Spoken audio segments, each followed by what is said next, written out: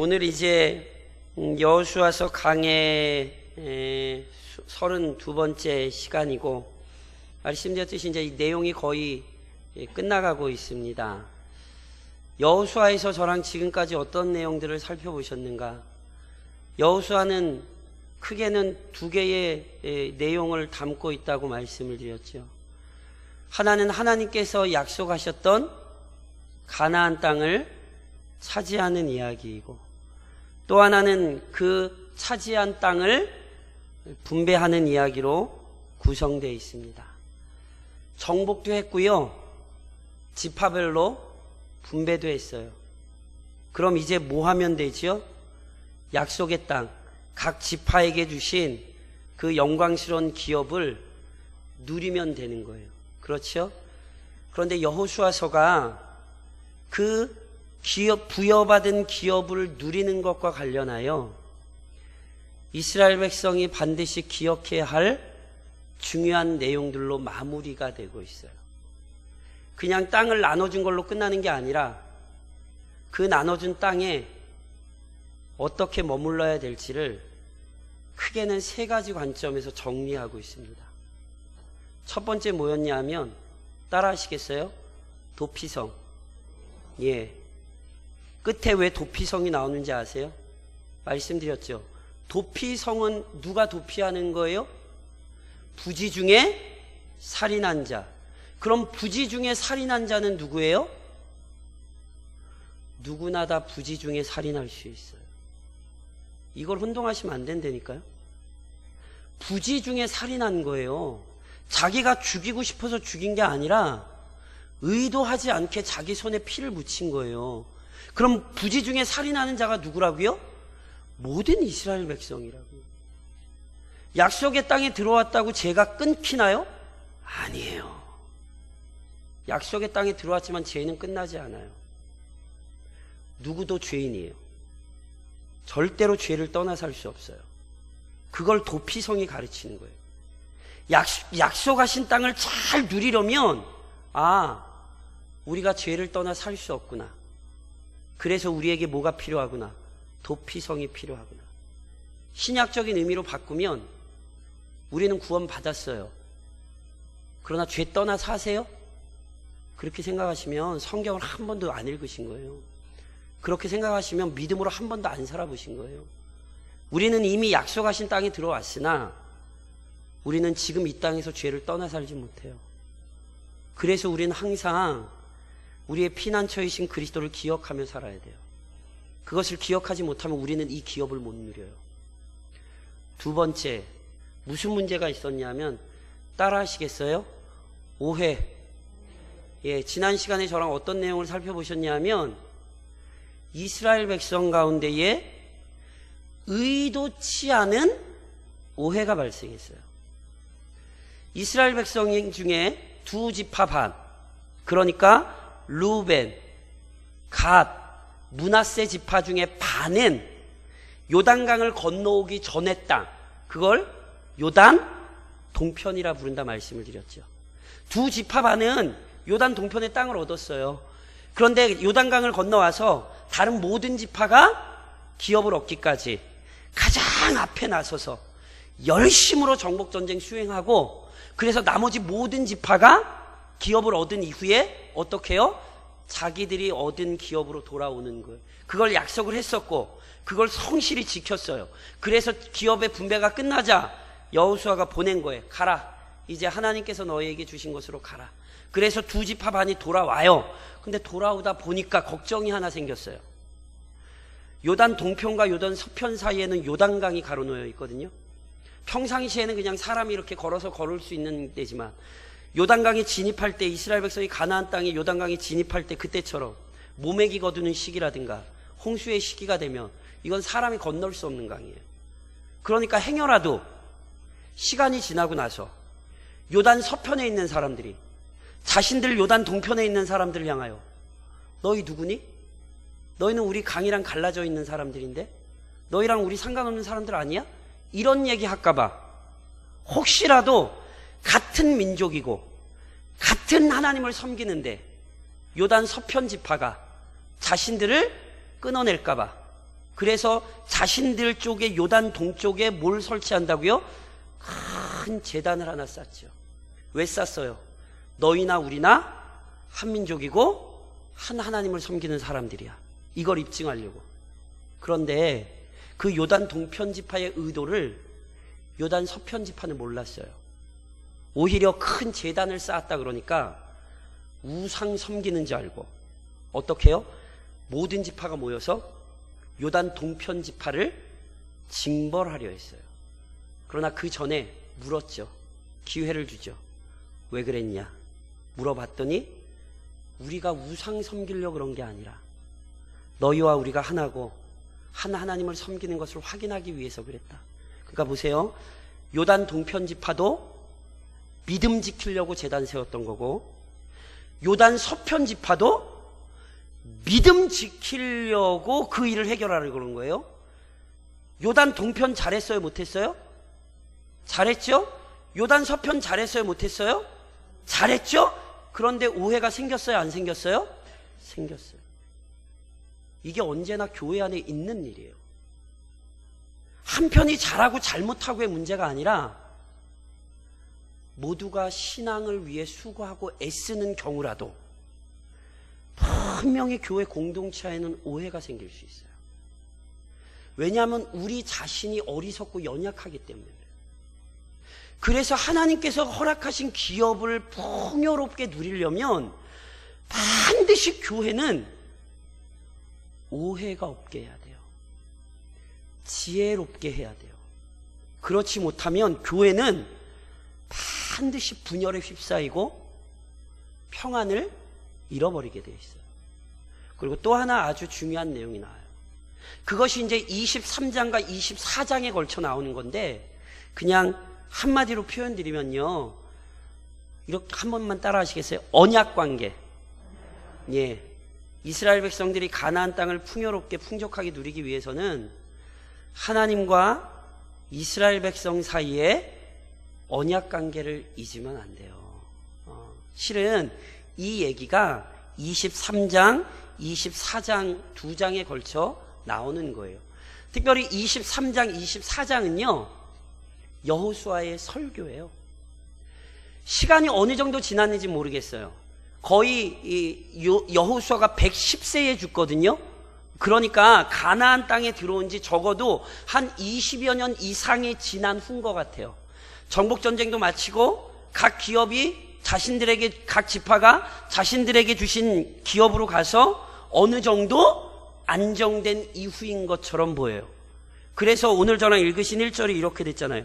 여호와께서 주위의 모든 원수들로부터 이스라엘을 쉬게 하신 지 오랜 후에, 그러니까 정복전쟁도 끝나고 지파에게 분배도 끝나서 어느 정도 그 땅에서 안식을 얻은 후에 여호수아가 어떻게 됐어요? 나이 많아 늙은지라. 이 얘기가 무슨 얘기인지 알겠죠? 아시겠죠? 뭐가 됐다는 거예요? 나이 많아 늙었어요. 왜 이 얘기를 하겠어요? 죽을 때 됐다는 얘기 하는 거예요. 실제로 두 번의 설교 마치고 여호수아의 죽음이 나와요. 잊지 마세요. 아무리 탁월한 믿음의 사람도 죽습니다. 제가 누님 말씀드린 것처럼 교회가 죽음의 메시지를 잃어버렸어요. 그러니까 이 세상의 좋은 것들의 마음을 빼앗겨서 어떻게 하면 이 세상에서 호화롭게 살까에 대해서 교회가 자꾸 관심을 가지고 성도들도 거기에 관심을 가져요. 죽음 같은 거는 좀 얘기를 좀 안 해도 되지 않나? 성경이 얼마나 죽음에 대해 풍요롭고 다채롭게 얘기하는데요. 우리 다 죽습니다. 잊지 마십시오. 아무리 교회를 열심히 섬기고 아무리 교회를 위해 열심히 뭐 대단한 일을 이루셨어도 죽음의 순간이 와요. 그거를 잊고 사는 것처럼 어리석은 인생은 없어요. 그런데 그 죽음을 어떻게 맞이하실 거냔 말이에요. 오늘 여호수아의 모습이 그래서 우리에게 굉장히 중요한 거예요. 여호수아가 다른 사람 다 늙듯이 자신도 늙어서 죽음의 때가 다가오자 마지막으로 이스라엘 백성에게 유언과 같은 설교를 남겨요.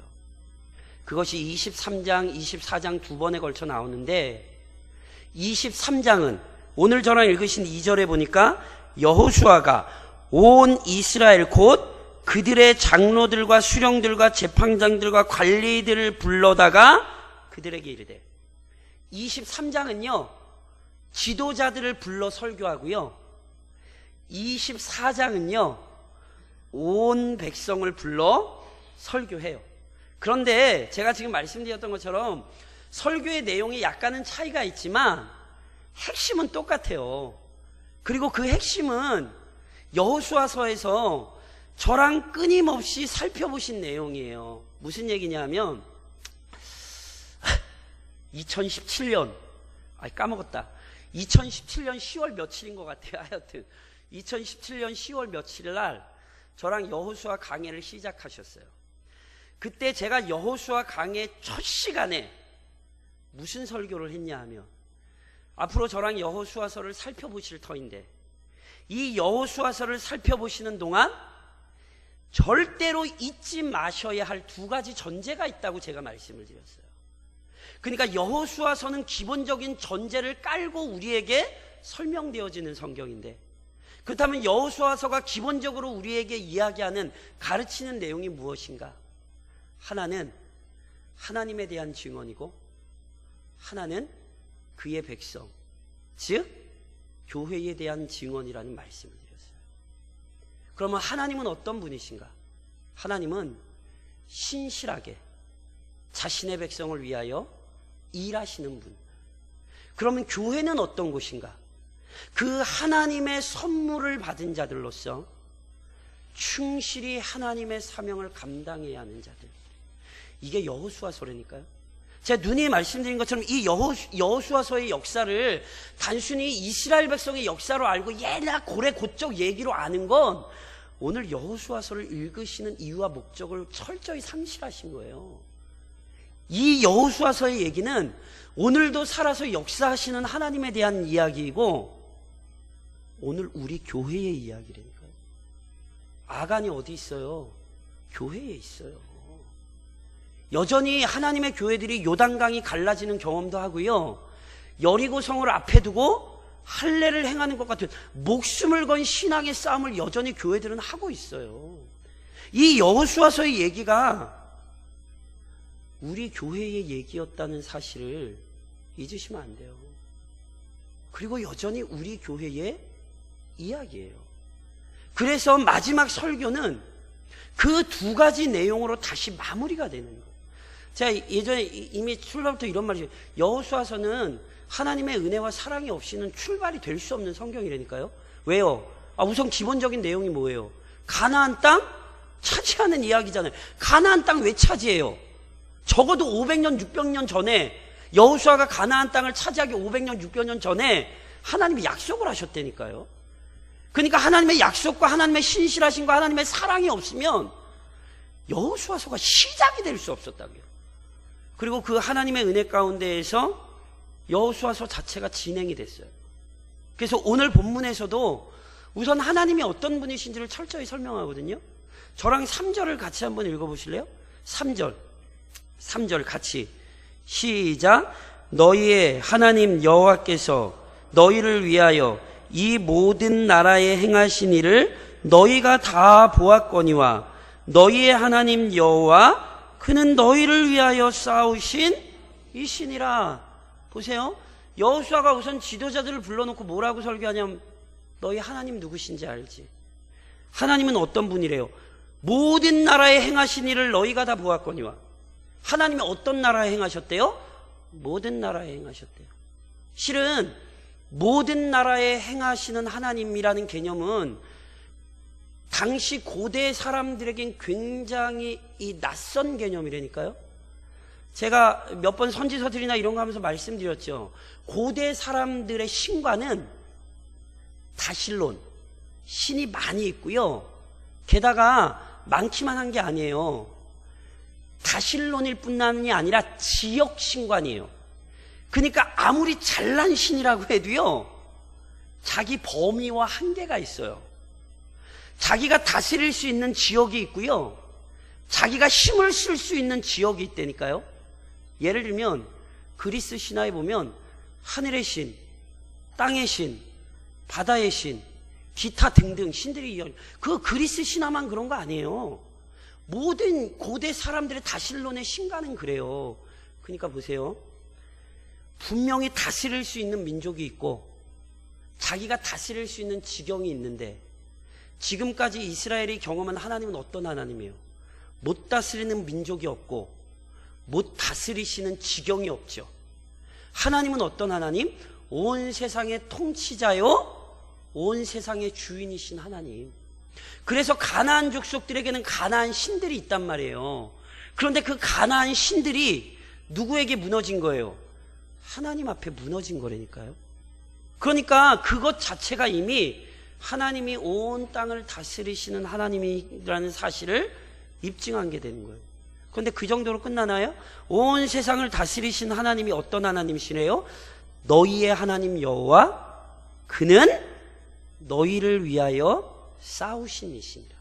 참 멋진 표현이죠. 온 세상을 다스리시는 하나님인데 그분이 누구를 위하여 지금까지 싸우셨어요? 이스라엘 백성을 위하여 친히 싸우셨다니까요. 우린 잘 알잖아요. 이미 요단강을 건너야 가나안 땅이라고 말씀을 드렸죠. 그러니까 요단 동편까지는 가나안 땅이 실은 아니에요. 요단강을 건너야 가나안 땅에 진입하는 건데 요단강 어떻게 건넜어요? 하나님께서 일어날 수 없는 일을 일으키셨잖아요. 그 범람하는 요단강을 이스라엘 백성 앞에서 마른 땅처럼 갈라지게 하셨죠. 여리고성 뭐 가지고 싸웠죠? 뭘로 무너뜨렸어요? 여리고성 뭘로 무너뜨렸죠? 그쵸. 여리고성 가서 기껏해야 한 거 뭐밖에 없어요? 13바퀴 돈 거밖에 없어요. 하루에 한 바퀴씩. 일곱째 날 몇 바퀴? 7바퀴. 그쵸? 그래서 몇 바퀴? 13바퀴. 그거 돌고 나팔 불고 비명 질렀어요. 그랬더니 뭐 했어요? 그 강한 성이 무너졌죠. 기브온 사람들이 이스라엘 백성들을 속이고 먼 데 있는 사람들인 것처럼 속이고 이스라엘 백성과 언약을 맺었어요. 이스라엘 백성이 속긴 했지만 하나님 이름으로 언약을 맺었기 때문에 그 언약을 깰 수 없었거든요. 그런데 가나안 사람들이 기브온 사람들이 이스라엘과 언약을 맺었다는 사실 때문에 화가 나가지고 기브온 거민들을 죽이려고 연합해서 몰려와서 전쟁을 일으키죠. 기브온 사람들이 도와달라 그랬을 때 여호수아와 이스라엘 백성은 안 도와줄 수 없어요. 왜냐하면 언약을 맺었으니까. 그런데 그 기브온을 구하는 장면을 보면 기브온을 여호수아와 이스라엘 백성이 구하는 게 아니라 가나안 사람들을 손에서 하나님께서 이스라엘을 구하는 이야기예요. 그래서 하나님이 뭐까지 하세요? 이스라엘 백성의 칼에 죽는 자가 아니라 하나님께서 하늘에서 우박을 던져 죽이셨대요. 오죽 급하면 하나님이 태양을 멈춰버리세요. 그래서 하나님께서 사람의 목소리를 들으신 일이 그 전에도 그 이후에도 이 같은 일이 없었다고 성경이 기록해요. 누가 그런 일을 하신 거예요? 하나님이 하신 거죠. 왜요? 자기 백성을 위하여. 교회가 수많은 박해와 환난 가운데에도 지금까지 이 땅에 교회가 존재하는 이유는 교회가 잘났기 때문이 아니에요. 하나님이 교회를 위하여 싸우셨기 때문이에요. 61년 안 되고 못 되고 무너진 교회, 사라진 교회 많아요. 제가 누누이 말씀드린 것처럼 61년의 역사를 어떻게 이해하셔야 되는지를 놓치지 마세요. 아무리 교회가 연약해 보이고 아무리 교회가 문제 많은 것 같고 아무리 교회가 뭐 어쩌고 저쩌고 해도 교회가 존재하는 데는 이유가 있는 거고요. 그 교회를 위하여 하나님이 싸우셨다는 사실을 잊으시면 안 돼요. 이게 지금 성경이 하는 이야기예요. 그걸로 끝나나요? 4절을 저랑 한번 읽으실래요? 4절 같이 시작. 보라, 내가 요단에서부터 해 지는 쪽 대해까지의 남아있는 나라들과 이미 멸한 모든 나라를 내가 너희를 위하여 제비 뽑아 너희 지파의 기업이 되게 하였느니라. 하나님께서 보세요.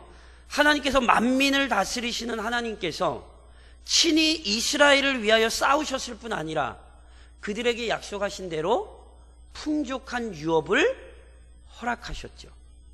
제비 뽑기를 통해 지경을 정했다는 건 그것이 가장 합당한 하나님의 선물이라는 뜻이에요. 그래서 앞서 살펴봤던 것처럼 에브라임 지파 같은 지파들이 교만해서 왜 우리 이거밖에 안 줬냐고, 이거 하나님이 굉장히 싫어하신다니까요. 왜요? 하나님께서 제비를 뽑아 합당하게 주신 것인데 우리 이 땅이 마음에 안 들어요, 이렇게 얘기하는 건 누구에게 도전하는 거예요? 하나님께 도전하는 거예요. 그래서 여호수아가 책망하는 장면을 저랑 살펴보셨죠. 하나님께서 너희에게 주신 것인데 그 땅을 힘써 차지하라고, 그리고 그 땅이 좁으면 더 지경을 확장하라고. 그러니까 오늘 우리가 누리고 있는 것이 누구로부터 왔는가를 잊으시면 안 돼요. 내가 수고하고 내가 노력해서 얻었다라고 생각하시는 건 우리 인생의 가장 궁극적인 질서를 놓치시는 거예요. 우리의 인생은 아침의 이슬과 같아요. 오늘 아까 처음에도 말씀드렸던 것처럼 여호수아서에서 우리가 방금 전까지 뭘 살펴봤는지 아세요? 이스라엘 백성들을 다 하나님 부인할 때, 아니야, 우리는 하나님 이름으로 나아갈 때 우리는 가나안 땅 차지할 수 있어. 젊을 때의 그 여호수아가 폭삭 늙어서 죽음을 앞둔 시점까지 왔다니까요. 절대로 잊으시면 안 돼요. 그의 인생에 그럼 그 누린 것들이 다 누구로부터 온 거예요? 하나님으로부터 온 거죠. 여호수아만 갈렙만 광야에서 살아남았어요. 애굽에서 나왔으나 가나안 땅에 들어오지 못하고 그 기업을 누리지 못하고 많은 이스라엘 백성이 죽어나갔다니까요. 그러니까 보세요. 여호수아는 뭘 잊지 않냐면 그걸 잊지 않아요. 지금 내가 누리고 있는 것, 지금 내가 가지고 있는 것이 다 누구로부터 왔다? 하나님으로부터 왔다. 지금 여호수아는 이걸 지금 가르치고 있는 거예요. 봐라, 하나님은 온 세상을 다스리시되 너희를 위하여 싸우신 분이고 너희에게 지금 이 모든 것들을 허락하신 분이다. 그 하나님이 어떤 분이신지를 아주 정확히 얘기하죠. 그걸로 끝나나요? 아니에요. 하나님이 어떤 분이신 줄 알면 우리가 어떤 사람인지를 알게 돼요. 그래서 여호수아는 하나님에 대한 이야기를 하는 것으로 그치지 않고 그러니 너희가 어떻게 해야 되는지를 강조하는 거예요. 5절을 저랑 한번 읽어보시겠어요? 5절 같이 시작. 너희의 하나님 여호와 그가 너희 앞에서 그들을 쫓아내사 너희 목전에서 그들을 떠나게 하시리니 너희의 하나님 여호와께서 너희에게 말씀하신 대로 너희가 그 땅을 차지할 것이라.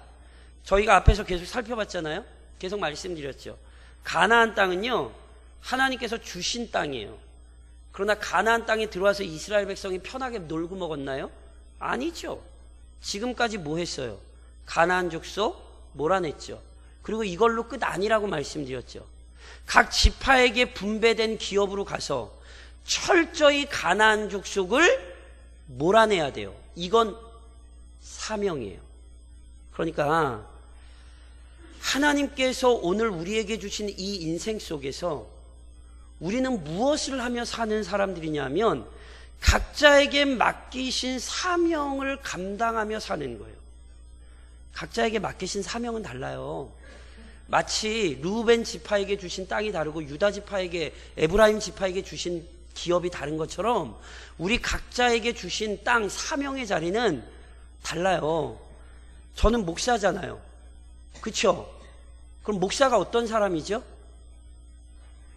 제가 저희 딸들한테 항상 뭐 가정 예배 드리고 뭐 하면서 항상 아빠가 어떤 사람인지 기억시키기 위해서 저희 딸들한테 하죠. 이래야 목사가 어떤 사람이지? 제가 항상 우리 딸들에게 물어요. 그런데 제가 답을 뭐라고 얘기하는지 아세요? 목사의 가장 영광스러운 직분은, 사명은 하나님의 말씀을 풀어 가르치는 것입니다. 그러니까요, 목사가 아무리 뭐 대단한 일 하는 것 같아도 하나님의 말씀을 풀어 가르치는 일을 하지 않으면 그 사람은 목사 아니에요. 그래서 그 사람은 하나님 앞에 가서 이 땅에서는 목사라는 직분을 가졌을지 모르지만 그 사람은 분명히 하나님 앞에 가서 책만 들어요. 제가 성경 공부를 왜 자꾸 하시는 줄 아세요? 제 누님이 말씀드리죠. 우리 교회 성경 공부 안 없어져요. 제가 말씀드리죠. 저는 일주일에 성경 공부 다른 내용, 성경 공부만, 설교 말고 성경 공부만 많게는 8개를 했던 사람이에요. 매일 하나에서 2개씩 성경 공부만. 왜요? 그게 목사예요. 성경을 안 가르치면 그게 목사예요? 제가 지금 우리 교회에서 뭘 하고 있는지를 잘 보셔야 돼요. 배우는 교회가 되려면 우선 목사는 가르쳐야 돼요. 그럼 이게 제 얘기기만 할까요? 성도의 최고의 사명이 뭐게요? 피해가고 싶으시죠? 배우는 거예요. 아니, 목사가 혼자 맨날 뭐 아무도 안 놓고 목사가 혼자 맨날 있어야 가르치죠. 뭐 제가 거울 보고 가르쳐요? 제가 맨날 우리 애들 놓고만 가르치나요? 그러니까 이걸 제 얘기로만 들으시면 안 돼요.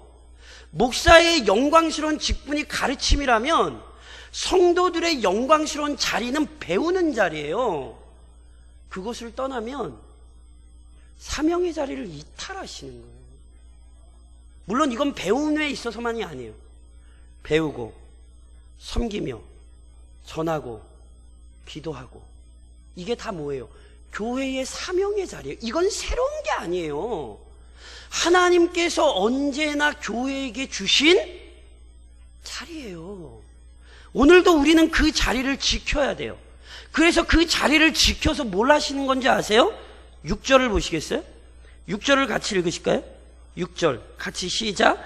그러므로 너희는 크게 힘써 모세의 율법책에 기록된 것을 다 지켜 행하라. 그것을 떠나 우로나 좌로나 치우치지 말라. 열심히 믿음의 선한 싸움 사명을 감당하죠.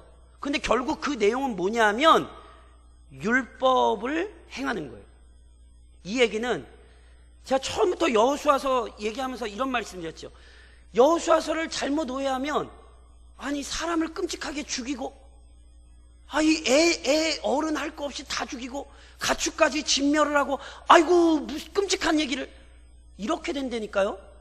그렇게 이해하시면 안 된다 그랬죠. 가나안 정복 전쟁의 의미가 뭔지를 이해하셔야 돼요.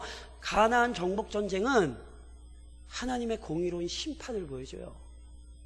하나님을 떠난 인간의 결국은 심판이에요. 하나님을 떠난 가나안 족속들에게 하나님이 진노하셔서 그들을 심판하시는 것이 가나안 정복 전쟁이라니까요. 그들은 하나님의 뜻대로 살지 못했기에 심판을 받은 거예요. 그렇게 이해를 하셔야 돼요. 거기에 도구로 누가 부름받은 거예요? 이스라엘 백성이 부름을 받은 거예요. 그러면 이스라엘 백성이 죽이고 끝이에요? 아니에요. 하나님이 이스라엘 백성이 그 땅을 주셨잖아요. 왜요? 가나안 사람들은 그 땅을 자기 마음대로 누리다가 실패했어요. 그러나 이제 이스라엘은 마음대로 누리는 게 아니라 그 땅을 어떤 땅을 만들어야 돼요? 하나님의 율법이 시행되는 땅을 만들어내야 되는 거예요. 그래서 가나안 땅을 허락하신 거라니까요. 그래서 아시죠? 그 가나안 땅에서 율법의 공의로움을 시행하지 못했을 때 무슨 일이 일어나요? 가나안 땅에서 쫓겨났잖아요. 이게 이스라엘의 역사잖아요. 똑같아요. 가나안 사람들만 쫓겨난 거 아니에요. 이스라엘도 쫓겨난 거예요. 오늘 교회가 교회에게 주신 은혜와 유익들을 충분히 누리지 못하는 이유는 어디에 있는지 아세요? 하나님의 말씀이 시행되지 못하기 때문에 그래요. 교회란 그 하나님의 법도 하나님의 뜻이 시행되고 교회를 통하여 이 땅 위에 뭐가 드러나야 되냐면 하나님 나라가 드러나야 돼요. 교회는 그러기 위해 세워진 거예요. 근데 놀랍게 교회가 세상과 똑같은 걸 가르치고 세상과 똑같은 걸 추구하고 세상과 똑같은 걸 이야기하니 교회가 영향력을 드러내는 게 아니라 오히려 교회가 괴로운 공동체가 되죠. 하나님께서 주신 유업을 누리지 못하고 그 평안을 빼앗기게 되는 거예요. 우리는 이 문제를 심각히 생각해요. 그리고 여기에는 아주 중요한 문제가 하나 개입된 게 실은 있어요. 그게 7절을 보시겠어요? 7절? 7절을 같이 한번 읽어요. 7절 시작. 너희 중에 남아있는 이 민족들 중에 들어가지 말라. 그들의 신들의 이름을 부르지 말라. 그것들을 가리켜 맹세하지 말라. 또 그것을 섬겨서 그들에게 절하지 말라. 잘 아시는 내용이에요. 뭐냐면 하나님께서 이스라엘 백성이 가나안 사람들 뭐하라 그러셨어요? 진멸하라 그러셨어요. 왜 진멸하라 그러셨게요? 아까 말씀드렸던 것처럼 그것은 죄를 심판하는 거예요. 그런데 1차적으로 죄를 심판하는 것일 뿐만이 아니라 이스라엘이 죄의 유혹에 넘어지지 않기 위해 죄를 끊어내는 거예요. 그 밑에도 보면 이제 이스라엘 잘 아시는 것처럼 통혼하지 말라 그래요. 이방 사람과 결혼하지 말라고. 예전에도 설명드렸던 것처럼 이거를 잘못 오해해가지고 아이고 그러면은 다문화 결혼 이런 거 안 되겠네 이렇게 이해를 하시면 안 돼요. 여기 지금 이방 사람과 통혼하지 말라는 건 종교적 혼합을 얘기하는 거예요. 그냥 이방 사람과 결혼하는 문제가 아니라 당시에 결혼이라고 하는 것은 남자와 여자가 만나 한 가족을 이루는 정도의 문제가 아니라 문화와 문화가 뒤섞이는 문제란 말이에요. 그래서 실제로 이방 사람들과 결혼했을 때 실제로 이스라엘의 문화가 부패한 역사를 우리는 성경을 통해 보게 되죠. 이것은요 실은 지금도 일어나요. 그러니까 이방 사람과의 통혼을 금한 것을 신약적인 용어로 바꾸면 뭐가 되는지 아세요? 원칙은 잊으시면 안 돼요. 자, 제가 여쭤볼게요. 원칙은 잊으시면 이건 원칙이에요. 바꾸시면 안 돼요. 믿지 않는 사람과 결혼하면 됩니까? 안 됩니까? 그렇죠. 이건 원칙에 바꾸시면 안 돼요. 그러니까 내 자녀가 이미 결혼을 했다고 해서 자꾸 이 원칙을 건드리시면 안 돼요. 성경 분명히 믿지 않는 사람과 결혼하지 말라고 명령했어요. 그러니까 이걸 자꾸 바꾸시려고 그러지 마세요. 그러니까 아유 어쩔 수 이러시면 안 돼요. 그것은 하나님의 말씀을 거역하는 거예요. 여전히 믿지 않는 사람과 결혼함으로 말미암아 그 이후의 삶이 고단해지는 그리스도인들 많이 보셨을걸요? 많이 보셨을걸요? 이게 이 문제예요. 물론 한 가정이 믿음으로 변화되는 역사들도 하나님의 선하신 섭리 안에서 일어나요. 그러니까 우린 그것 자체를 무시하지 않아요. 때로 하나님께서 믿지 않는 사람을 십자가로 주시는 경우도 있어요. 그러나 성경적인 원리를 자꾸 뒤바꾸려고 그러지 마세요. 우리의 상황 때문에. 지금도 믿지 않는 사람과의 결혼을 성경은 금하고 있어요. 왜요? 이거는 단순히 남자와 여자가 만나는 문제가 아니라 종교가 섞이는 문제이기 때문이에요. 그래서 오늘도 교회는 이 순결함을 지키는 일에 애써야 돼요. 적어도 교회의 어르신들은 결혼하지 않은 자들을 가르칠 때에 믿음 안에서의 결혼을 하도록 가르치셔야 되고요. 목사는 그걸 대놓고 갈궈야 돼요. 저 대놓고 갈궜어요. 제가 말씀드렸어요. 제 청년들 엄청 갈궜어요. 근데 안 그러면 안 돼요. 청년들 항상 가르칠 때 남자가 남자가 언제 결혼해야 되는지 아세요? 남자가 결혼해야 될 때는 돈이 있을 때가 아니라 집을 장만했을 때가 아니라 가정 예배를 인도할 수 있을 때 남자는 결혼해야 돼요. 제가 말을 편하게 한 것이고 이게 성경의 원리예요. 여자는 그럼 언제 시집 가야 되게요? 가정 예배 인도하는 남자 만나면 시집 가면 돼요. 저는 이거 농담으로 하는 얘기 아니라 성경의 원리를 편하게 풀어낸 것뿐이에요. 그러니까 지금도 교회의 문화 속에 세상의 것이 들어오지 못하도록 실은 교회는 이 싸움을 해야 돼요. 그거 아세요? 제가 3가지 말씀드렸잖아요. 도피성, 그 다음에 오해의 문제, 신실하게 언약을 지키는 것. 이게 조금 뒤에 다 무너진다는 거 아세요?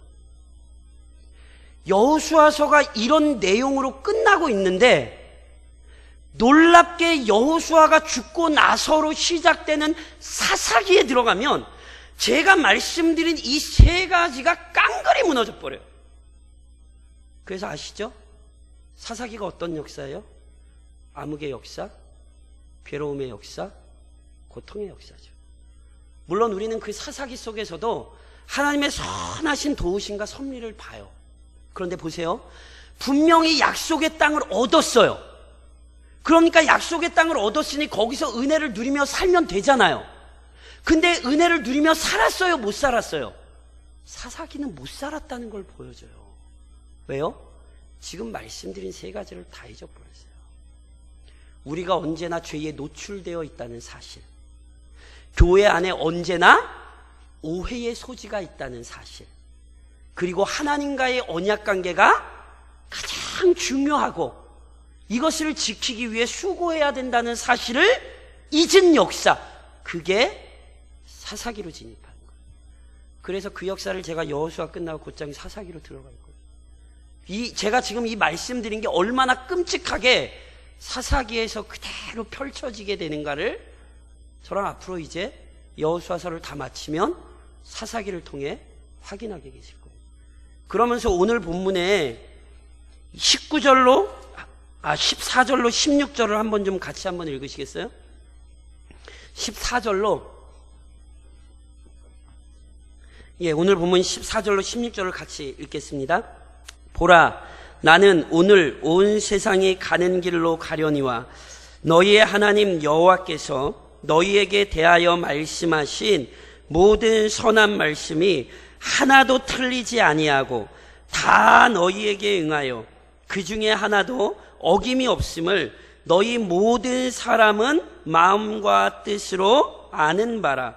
너희의 하나님 여호와께서 너희에게 말씀하신 모든 선한 말씀이 너희에게 임한 것 같이 여호와께서 모든 불길한 말씀도 너희에게 임하게 하사 너희의 하나님 여호와께서 너희에게 주신 이 아름다운 땅에서 너희를 멸절하기까지 하실 것이라. 만일 너희가 너희의 하나님 여호와께서 너희에게 명령하신 언약을 범하고 가서 다른 신들을 섬겨 그들에게 절하면 여호와의 진노가 너희에게 미치리니 너희에게 주신 아름다운 땅에서 너희가 속히 멸망하리라 하니라. 자, 절 보세요. 다음 시간까지 계속 이어져. 24장까지 같은 내용이. 보세요. 잊지 마셔야 되는 건 하나님의 선하신 말씀만 응답되는 거 아니에요. 하나님의 진노의 말씀도 응답돼요. 그럼 우리에게 중요한 게 뭔지 아세요? 여호수아가 그러니까 니네 다 죽었어 이 얘기하는 거 아니에요. 돌이키라는 거예요. 도피성을 잊었을 수도 있고 오해가 생겨서 그 오해로 인해 교회 안에 큰 싸움이 날 수도 있고, 그리고 하나님과의 언약관계를 잊고 그 크신 하나님을 잊고 내 마음 내 욕심대로 살다가 평안과 은혜를 다 까먹고 살 수 있어요. 그러나 돌이키시면 돼요. 왜냐하면 그는 말씀하신 대로 이루시는 분인데, 선한 것도 선한 대로 이루시고 진노의 말씀도 진노대로 이루시되 그의 말씀이 변치 않으니 돌아오면 살 거라 약속하셨잖아요. 그래서 이 말씀이 오늘 우리에게 중요해요. 솔직히 얘기해 보세요. 안 무너지셨어요? 61년의 우리 교회의 역사는 이 공동체 안에서 이 모든 것들이 다 무너졌다는 사실을 절실하게 보여줘요. 제가 아는 것만 직접적으로 말씀을 드릴까요? 서로 민망하지 않으시겠어요? 그래서 소망이 없습니까? 아니라니까요. 오히려 그래서 소망이 있어요. 왜냐하면 하나님은 죽이시겠다 말씀하신 게 아니라 돌아오면 살리시겠다 약속하셨기 때문에 그래요. 아까도 이미 말씀드렸듯이 사사기의 고통의 역사는 고통만 보여주진 않아요. 그 고통의 역사 속에서 하나님의 은혜가 찬란히 빛나서 죽었던 이스라엘 백성을 다시 살리는 역사들이 끊임없이 있었어요. 실패했으나 넘어졌으나 그래서 끝났다고 말하는 사람들이 아니라 과거엔 이랬으나 다시 말씀으로 돌아가 그 위대한 은혜를 풍족히 경험하고 허락하신 유업을 정말로 복되게 누릴 수 있는 사람들, 이게 믿음의 사람들입니다. 그래서 여호수아가 결단시키는 거예요. 이전 역사를 잘 돌아보고 무엇을 따라야 할지 결단하고 그 믿음으로 나아오라는 거예요. 그러니 늦었다 이야기하지 마시고 선하신 말씀대로 역사하시는 하나님의 말씀에 따라 지금 순종하시면 돼요. 우리 모두가 죄를 떠나 살 수 없다는 사실, 우리가 어리석게도 오해 안에 분쟁했다는 사실, 그리고 하나님과의 언약 관계를 잊고 우리 욕망에 따랐다는 사실을 인정하고 회개하고 다시는 그 길을 걷지 않기를 소망하는 마음으로 우리의 신앙을 일으켜 세우시기를 우리 주님 이름으로 권면드려요.